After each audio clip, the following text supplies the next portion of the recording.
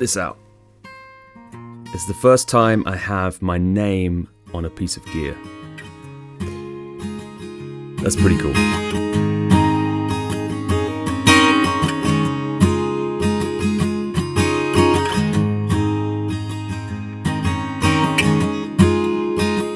So my good friends at NV Tone have sent this over to me. This is the NV Tone Swan Custom version, and I did a video a little while back on their original NV Tone Swan, and this is a slightly upgraded version, particularly their grille, and we're going to take a look today at how this one is different to their original version. And also I want to address some of the comments and questions that I got on my last video in this video here. So thanks again to my good friends at NV Tone for sponsoring this video.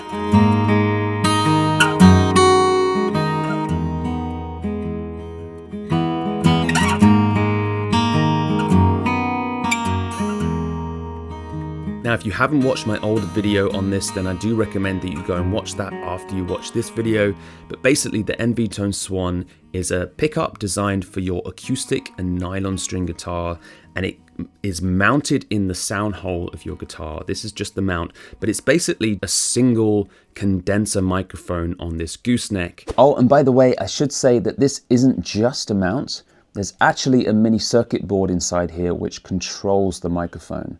So they had to use high quality mini and macro components to fit everything inside this small package. So what's new? Well, first and most obvious is the customization option. So you can have any name printed onto your NV Tone pickup. I have to say, I've never really been bothered about having my own customized name on anything before in the past, but now that I've had it done, it's kind of cool. And I kind of like it. Now, I'm not sure the exact process on how they have this printed on, but it doesn't feel cheaply done. It doesn't feel like it's going to rub off or smudge or anything like that. It basically feels like it's going to last. And also I should mention that the printing is done on the top plate here, which you can actually remove with these screws because this is part of the mount that goes into your sound hole. So you can actually remove this completely. So if you wanted to replace it or anything like that, or get other pickups and attach it on another pickup, then you can do that as well. So that's nice having that option that you can sort of take it off and that it's not kind of fixed onto the whole thing.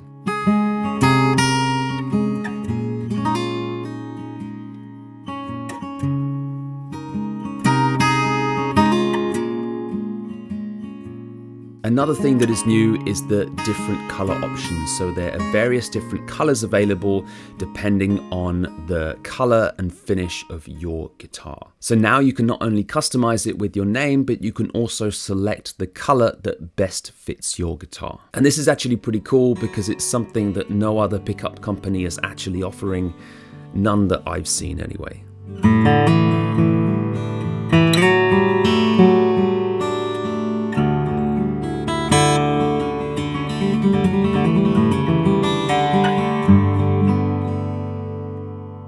And they've done another upgrade as well. They've upgraded the grille with special stainless steel material that surrounds the microphone.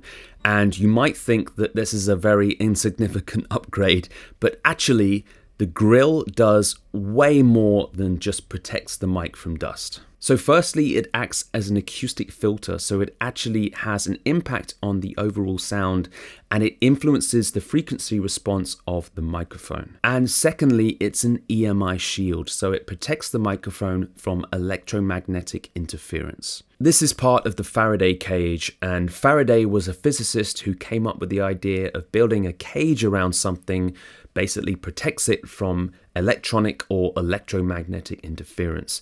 And that's basically what is going on here. So especially if you're using this live on stage with lights and pedals and amps and all kinds of potential electronic interference going on, it's nice to know that you have that extra protection from this upgraded grille. Alright, so now let's listen to the new version of the NV Tone Swan compared to the old version. I do recommend that you listen with headphones because the differences are very subtle. With any comparison, I try to make it as close as possible. So both pickups are going into the same mic preamps, have exactly the same gain.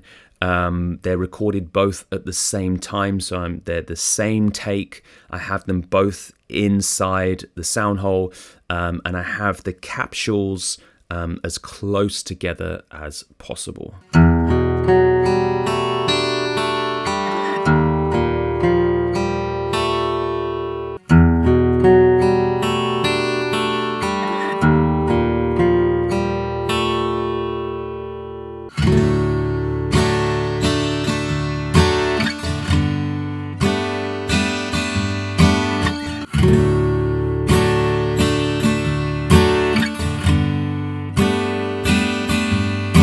So obviously they're very subtle differences, but to me, the upgraded version has a little bit more clarity and it sounds a little bit smoother in the high frequencies. What I also thought was interesting was the upgraded version had at least 3 or 4 dB more gain than the older version, even though they were going through exactly the same preamps and had exactly the same gain settings. I should also mention that the first version that I had was the internal version, so the wire is designed to go inside your guitar and then it snakes to jack output.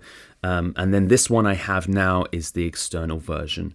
And you can get both the internal or external version depending on your situation and your needs. You know, the external version is great if you're swapping between instruments quite often and you don't want to modify your guitar in any way.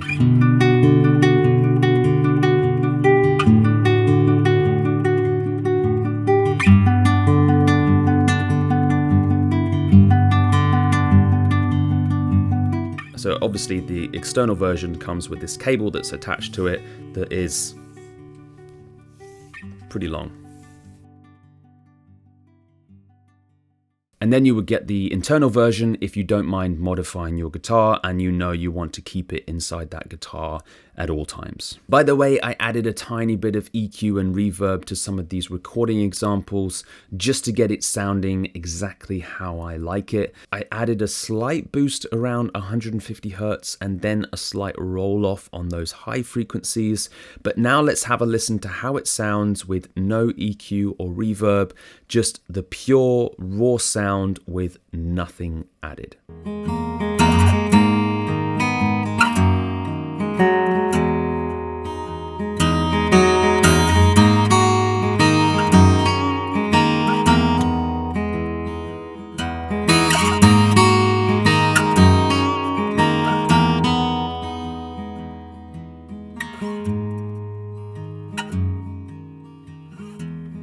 Okay, so now I want to address some of the comments and questions I got from my last video about this. So there was a few comments on the bass response of the NV Tone Swan. So when making a microphone primarily for live applications, there's a balance you need to get between enough low-end frequencies that it sounds good, but also not too much that it just feeds back as soon as you turn it up. I think they've done a good job of getting that balance, and inside the NV Tone Swan is a feedback suppressor that does reduce the low-end frequencies, because obviously the low-end frequencies is where you're going to get the feedback problems. But if you did want to add a lot more low-end to the mix, then I think the best thing you could do is to add another pickup to the mix. Something like a piezo pickup would give you a lot more bass response. Obviously it doesn't sound as nice, it's not a microphone, but adding the piezo pickup to the NV Tone Swan, you get the kind of the best of both worlds. You know, the NV Tone Swan handles all the mid and high range frequencies and all the air, all that nice acoustic quality. And then if you have like a piezo style pickup or something, you can just give it that low end. You know, you can just kind of dramatically give it EQ and cut out all of its like mid-range and high-range frequencies on the piezo pickup I'm talking about, and just add that low end, and then you just kind of get the best of both worlds. Here's a quick example of that. I have the K&K Pure Mini piezo pickup handling all the low end, and then I have the NV Tone Swan handling all the mid and high-range frequencies.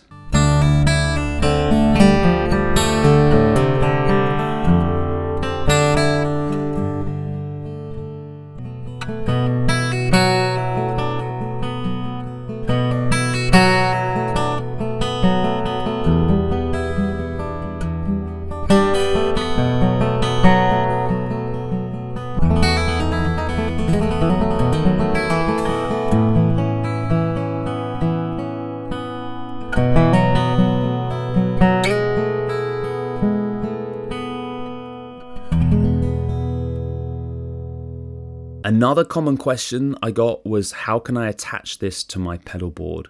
Because the NV Tone Swan requires 48 volt phantom power, and obviously it requires an XLR input. So one thing that I do is I attach it to a preamp, something like this. This is the Symmetrics 302 microphone preamp. It's actually a dual microphone preamp. This is like a rack unit, but it's half a rack unit.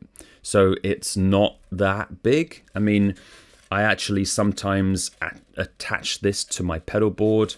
I've just put Velcro on the bottom and then Velcro on the top, so I can just I can put this on my pedal board and then I can put pedals on top.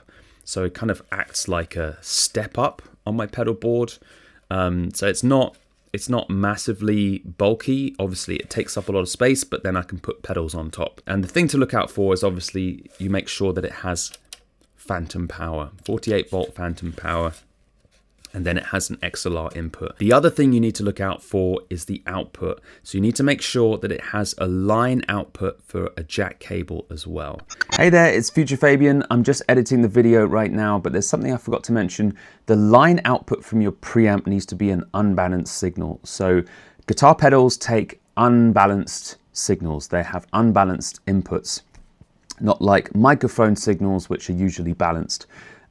So you need to make sure whatever preamp you have, that it does have some kind of unbalanced line output. And if you only have a balanced output, then you can go through something like a reamp box, or I've heard of even some people going through a DI box backwards. That could work.